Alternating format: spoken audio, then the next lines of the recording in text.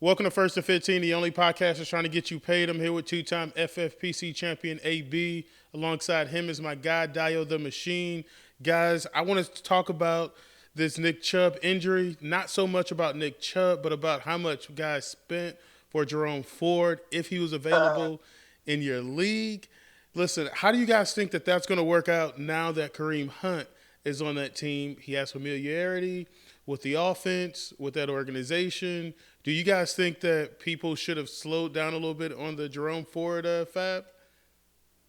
Uh, no, not necessarily. So I think like you really got to put this in context. I think people like talk about this as like either like you are in on Jerome Ford or you were completely out on him and you're worried about Hunt. I don't think that it's like that at all. Mm-hmm. So to put it in context, if you go back to just last year when everybody was saying Kareem Hunt was done, when all the reports were coming out that Cleveland thought Kareem Hunt had like lost it, just last year, Kareem Hunt was still seeing significant snaps alongside who a lot of us believe is probably one of the best running backs in the league when healthy, Nick Chubb, or at least was. We'll see what happens after this next injury.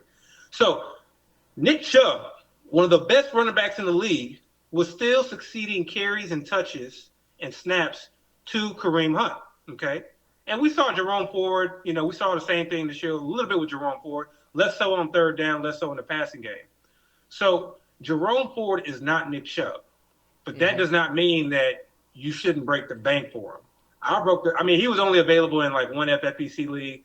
I actually had him in two of my home leagues. And then in another home league, I went 85%, lost him. In an FFPC league, I went 90% and won him. And then I went 85% in another league and lost him. When you say You went 90%, You what went do you 90% on Ford, bro. mean? You meant like $900 on Jerome Ford? Yeah, like $900. So Ooh. So, and again, you got to put it in context. So this was a team that was like, I think like has a lot of potential. Thus far, very excellent on the team, and this was a zero RB build. So for me, on a zero RB build, yeah, I'm drafting a couple of running backs.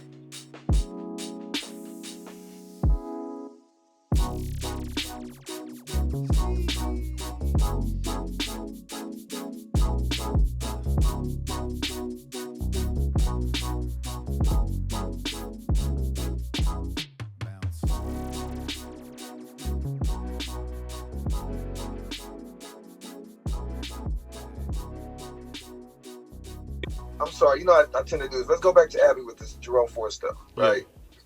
So, number one, you're gonna have to shop at the dollar store for the rest of the season. I'm good with that. You're good with that, okay?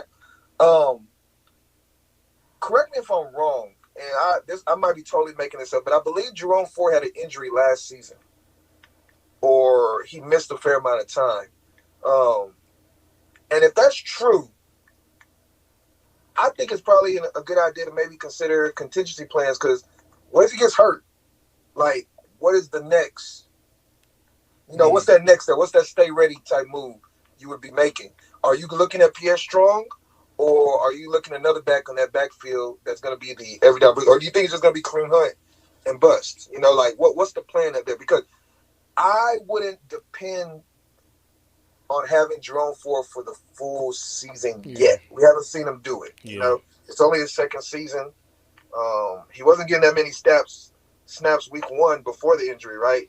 So we really don't know what we have there. So Yeah, I don't know. I kind of disagree with that. I think number one, like and we say this all the time. At least I say it, like especially in the off season. No matter who I draft, where I draft them, I pretty much have it in my head that they are going to miss games. So I'm not expecting anybody. I don't care who you are, who your name is. We said this last year, and I made it a point to say this last year with Jonathan Taylor. I'm like, you're not injury prone until you get injured, Right. and vice versa. So nobody on my team do I anticipate that they are playing 100% of the games. I just have built in, and I built my teams as such. So kind of going back to your contingency plan, like obviously spending a lot of money. So likely probably what will happen is I'll probably end up at some point once he gets dropped, because I think he got picked up in this league as well, is I'll look at picking up Pierre Strong for $1. Okay. And I'll look at I'll just make sure that I have a couple like guys that like I'm looking a couple of weeks ahead at $1. We haven't, this is a beautiful thing yet. And this is why like I spent the money now. we have not hit the bye weeks just yet. Mm-hmm. Right. Y'all know when bye weeks come, it's like Christmas on the waiver wire. Yeah. It's like, oh, okay, So, and then sometimes you want to have ammo left over to be able to pick up because there's going to be some nice guys and everybody's going to be going after. But a lot of the guys that usually get dropped are like the backup quarterbacks. Yeah. Okay. Yeah. So I'm expecting to pick up quite a few backup quarterbacks for just for like some teams because for the most part I usually keep 2 quarterbacks on my team unless I have Hurts, Allen, or Mahomes. And all those guys have later buys, so I don't have to worry about it now. But later in the season, I'll consider it because I do want to make sure that I'm rolling into the playoffs or wherever I'm going to be. Well, I guess I'm more so asking for that $900 bid team because with you only having $100, and I'm sure you have less than $100. Yeah, it's less than 100. So it'll basically be like, okay, and I think I have like 6 strong wide receivers on this team. So ideally, those are my 4 starters. 2 wide receivers, at a bunch of running backs would sound like exactly. bids like crazy. Exactly. So like Keontae Ingram was dropped this week, so if he ends up looking like he's a starter, and I may go ahead because they wanted Mari DeMarcado. Yeah, exactly. DeMarcado, we started to see him get a little bit more burn. That's an easy dollar ad, Dotson this last week was an easy dollar ad because you never know, like you said, you never know what's going to happen. Even like the third string guys become relevant at some point once injuries happen. So, we'll go for those dollar bids. It'll just be there, and regardless, just like it was with Jerome Ford. It's all a look at the draw, It's all a look at the draw. So going back to Deshaun Watson, because my thing is somebody dead, right? Or are they a bust, right? Oh man, what happened? Did he? Yeah, he left. I think battery probably ran out. Let me speak on Deshaun Watson. I don't think he's necessarily just dead. Mm-hmm. He's back. You have to have you back. All right. Damn. All right. I guess they didn't like what I was saying. Yeah. But am I still? Can y'all still hear me? Yeah. Go ahead. Okay. So I was gonna ask, what is y'all thoughts on the receivers, specifically like Elijah Moore? Because Elijah Moore was a guy we were kind of big on this draft season, and I have a few bags, and I'm a little concerned at the moment. Yeah, I think the Nick Chubb injury definitely opens up the door for them a little bit. I'm not in the camp of that Deshaun Watson needs to prove it this week. I see enough there. Definitely, he looks extremely rusty, and he's never been this inaccurate. Like I've never seen him this inaccurate. Like most of his throws are like short, just like off target. And I think once he gets a little bit more comfortable, because right now he just does not look comfortable. I think once he gets a little bit more comfortable, those throws will be there. Remember with the Texans, okay, so he had D-Hop, who has a ridiculous catch radius. Yeah. Just throw it anywhere around him, he'll catch the ball. But a lot of his successful throws were those deep passes, like those Will Fuller post Exactly. routes. Yeah. Exactly. And I'm getting to that point. Routes, And I'm getting to that point because I feel like that's something that they could hit on as well. I am in 100% agreement with you. Like, we need to see a little bit more play action pass. We need to see a little bit more motion of the receivers, moving around the formation. We need to see a little bit more creativity. And that kind of goes back to like, okay, that's what this quarter is. And like, if it's not working, at some point I feel like, offensive coordinators, and they got Stefanski as the head coach, they will adjust. And so sometimes you just got to be patient. But to me, like I said it before, I was like, Watson to me is a rhythm quarterback. Right now, he is out of sync and out of rhythm. But once he does get in the rhythm, I think the offense is going to hit. I pretty much, Amari Cooper is not what DeAndre Hopkins was, but he's pretty damn close. Mm-hmm. He's pretty damn close. And I've been very impressed with what I've seen with Amari Cooper. So to me, he's a pretty good number one. I think Elijah Moore is getting there. I'd like to see the DPJ be a little bit more involved, but even Godwin. He missed Godwin on a deep throw this past game. I noticed that stuck out to me because that's the type of throw he's in the past been very successful. So and then you got Njoku. You got a nice solid tight end. Harrison Bryant didn't do him any favors. So I just think the offense as a whole is a little out of sync. But I'm gonna give it a little bit more time. But what about his lack of running the ball? Is that not a concern? You said what? Say that again. Lack of running. I think the 2 games before, or the game before he ran, I think he had like 40 yards on the ground and actually had a rushing TD. So the Pittsburgh Steelers, I think they kind of had a game plan of keeping him in the pocket, and I think division game. We'll see what he does against the Titans. The Titans, I don't think he'll be able to run. I think he's going to have to be able to win from the pocket. He's going to have to trust his receivers, and his receivers are going to have to play a little bit better than they played last year as far as coming down with some of these catches. You still good with Elijah Moore right now? Like you still? Yeah, I'm not starting him in most leagues, but I'm definitely not dropping him. And I'm speaking more for like home leagues. There needs to be something like really nice on the waiver because he's still the number 2 in that offense. And what we haven't seen is what his role is going to be without a Nicholas Chubb. Because obviously Nicholas Chubb got hurt in the game. So that's, they had a game plan set for that game. Now there is no Nicholas Chubb. And now they're going up against a tough Tennessee Titans run defense. And we talked about the schedule coming forward. So they may need Elijah Moore a little bit more in more ways than just simply running traditional wide receiver routes. They talked about him lining up in the backfield and things like that. So we could potentially see a lot of design touches going his way. So I think now is not the time to bail on Elijah Moore. Bro, who says Nicholas Chubb? Who says Nicholas Chubb? Man just suffered like a I was thinking like Nicholas Chubb. He just suffered a season-ending injury. I'm putting respect on his name, okay? Nicholas Henry Chubb III. Nicholas Henry Chubb III. Man. That's like when people call me Christopher. It's like, hey, man. Is that disrespectful? I feel like this. Oh, man. Guys, let's talk about Madison, the Vikings, and incoming running back Cam Akers. Guys, how do you feel about starting Madison now that Cam is there? I know that we had some conversations about whether we should drop Cam Akers, I think, on one of our teams, and we ultimately decided to stick with him. How do you guys feel about Madison, and how do you guys feel about Cam Akers now on that Vikings team? What, do you think he's going to take that job? So there's the acute phase and the chronic phase. I'm bringing a little bit of medical terminology. Yeah, Lord. in the acute phase, I mean, especially this week, I actually think Madison is going to go off. Me too. And that's going to kind of confuse things a little bit. In the chronic and long-term phase, I don't know. I mean, I think, and I don't think that they know, but I think that they do realize that, hey, like, we are dying. We're always somebody. We're struggling. We got a bad defense. Yeah. And we just need somebody back there. I don't know what Akers has left in the tank. Last year was last year. I'm not sure how much of last year I believe. I felt like they were showcasing them at the end of last year. And what we saw this year was really nothing all that special.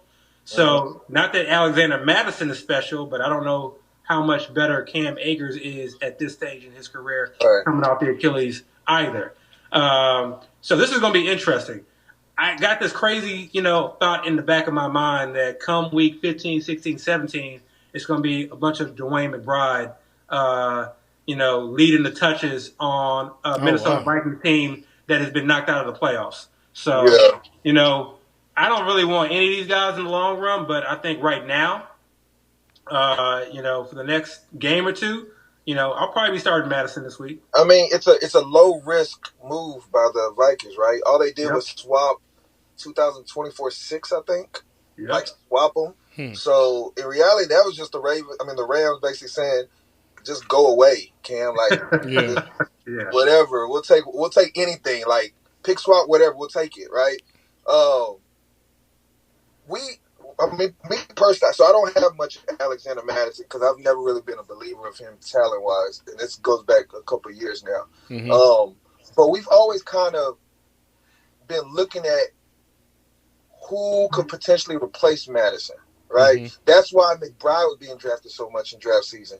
That's why Ty Chandler started being drafted so much because the most of the community kind of was like waiting for that shoe to drop at some point. We didn't think it was going to happen immediately. But honestly, the way it's playing out, it's actually playing out sooner than what I expected, right? Yeah. Cam Akers wasn't even in the picture for a while. We're in week 2, and they already brought in a guy that's a viable replacement. I'm not going to say he's a automatic replacement, but if Cam Akers is starting by week 5, is it going to surprise either of y'all with a healthy Madison? No, right? So even if Cam is not the guy, it just kind of shows me that they might not have full faith that he can be their workhorse back. But they said they did. Yeah, they say a lot, right? They always say things, right? But as an owner, I would be concerned. I would be trying to, like you said, pick up those ancillary pieces there. Because, I mean, we've seen Cam Akers. He doesn't look explosive anymore. So even if he does get an opportunity, I can't even say he's going to be the one to hold down the opportunity for the full season. So like you're saying, there might be a point later in the season, especially if they're out of the running, even if they're in the running, they might just say, let's give another guy a shot. And if that guy takes that shot and looks good, Ty Chandler's not dead, by the way. He's the longest, or not the longest tenure, but the second longest tenure guy there. If they take a guy and he looks good, that guy can run away with that job. And even going back to the training camp, we heard that they had running backs visiting them. So it's almost like they've been looking for a guy for a while to kind of take that workload. And then, recency bias, we can look back at this last game that the Vikings had, and Madison was horrible. I mean, I know he had those racial DMs sent to him, and that was a big deal, and a lot of people were coming out and supporting him and all that stuff. But you can see even the fans are getting aggravated with him. And, once the fans start becoming aggravated and loud enough, eventually the team starts making moves. So I'll be concerned. Now, who are the Vikings playing this week? The Chargers. The Chargers, okay. Yeah, that's right. So, like you said, he has a good opportunity to prove that he is the guy. Mm-hmm. But I asked y'all, if he doesn't show out well, like, where are we at then? Like, that's it. Yeah. Because this is the thing. Like, this is that matchup, and it's a double-edged sword because it's not just a good matchup for him. It's also a good matchup for Ty Chandler. Yeah. It's also a good matchup for Akers. So, like, if in the back of their mind, they're like basically like nothing's really been working, and then whatever back is out on the field breaks off a 15-yarder, the first thing that they're going to do is not take him off the field. They're probably going to continue to run with him. And if he has 2 or 3 good runs, then they may just let him go off during the game. So Alexander Madison really needs to show out early and not open the door or leave the door open for some of his backups. Yeah, I agree. So Cam is out the door now. Kyren Williams seems to be the guy now with the Rams. Oh, got Kyren, let's go. Yeah. Let's go. Yeah. Every time I see him on the run, I'm like, I feel good about that one too. I do. Yeah. But who's behind Kyren though? Because again, if we use that same logic, we haven't seen him carry the load either. So who are we thinking that's right behind Kyren? Like, are you guys thinking about who's behind him, or just riding him until the wheels fall off? So, I'm in a lot of Dynasty leagues, right? In Dynasty leagues, you tend to see these moves early because everybody, you have larger rosters. Everybody's trying to take these guys that can eventually become a guy. You can hold guys for longer, right? Mm-hmm. So I usually use my Dynasty leagues to kind of gauge what people are thinking. So at the moment, and we can go back to this last game, the back that was active with Kyren was Ronnie Rivers, right? Who's a super jag, like one of those king jags, right? Yeah. He lives on Jag Island and shit. Jag Island with the other jags, right? Like, but they also drafted Zach Evans in, I want to say, the 6th round. Mm-hmm. I want to say he went to SMU or Ole Miss. I mean, he changed schools like 4 times. Yeah. TCU, Ole Miss, SMU. He went to all those schools. And I know him well because he's a local kid. He went to North Shore High School, one of the best running backs in the city. Oh, I didn't know that. Oh yeah, he killed national championship, everything. Like, highly recruited guy. But if you look at his story, and not to go on a tangent too far, but if you look at his backstory from back when he was coming out of school, he had a lot of controversy when he was going to college. He committed to one school, he backed out, he got in trouble. All these little, you can literally Google him and see all the little controversy he was dealing with. And he had a reputation of being a knucklehead, right? Okay. And I think all those reasons what dropped his draft stock, because he's a talented guy. I don't know how much of the receiving game he has, but he's a great pure runner, good size and everything. But with that being said, the fact that they made him inactive this last game and instead used Rivers made me concerned about his role on the team. Yeah.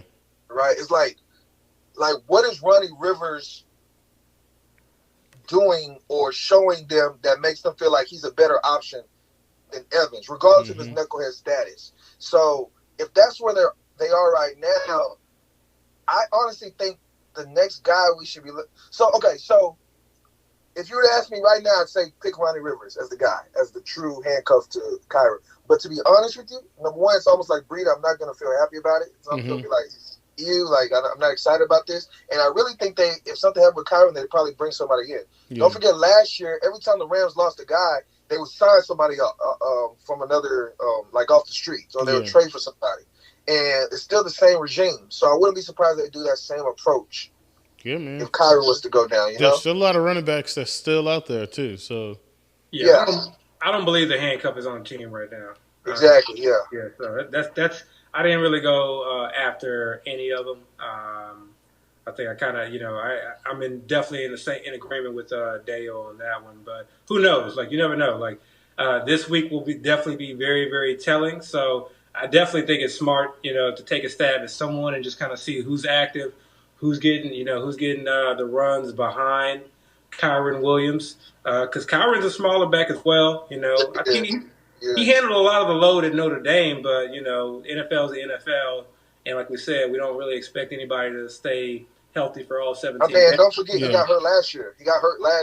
Yeah. First, like literally the first game, first quarter. I think even the first play. It may have been on the kickoff. And I think that's a problem. A lot of fantasy. I think that's a blind spot for a lot of fantasy players. We forget that these guys can get hurt any moment, and it literally changes the whole landscape. And that's why I'm always laughing at people who have to draft. They draft these teams. They're like, "Oh, I got this team. This team is gonna go the distance. They're gonna win $1 million." As if injuries are not gonna happen. Injuries have never been turned off. Yeah. People are still like, Kyron Williams can get hurt this week and be done. And all of us excited about Kyron Williams. Like you're playing Madden. We can't go into the settings and then turn off. No, that motherfucker's on. That motherfucker not just on; it's turned up. It's on all Madden. It's on Max. It's on 99. Yes. You have to literally look at every player on your roster. Like, if this guy gets hurt, what do I do? Like, what is my next step? And you have to plan for that. I mean, that's really where the birth and the stay ready mantra came from. Yeah. Because these things happen, and when they happen, it's too late. Like, once it happens, it's too late to do anything about it. Yeah. Otherwise, you're going to be spending $900 in fads for the handcuff and shopping at the dollar store. You know what I'm saying? So, man, I used to live at the dollar store. We good. So, I feel like there's another running back there, too. I don't know if y'all know the other Rams running back.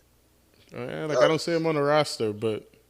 So, you just see 3 on the roster right now? Yeah. So, basically, I mean, and this usually kind of comes out Saturday. Obviously, they elevate such and such, or they sign such and such to the practice squad. Yeah. That's really what I'm going to be paying attention to and listening to.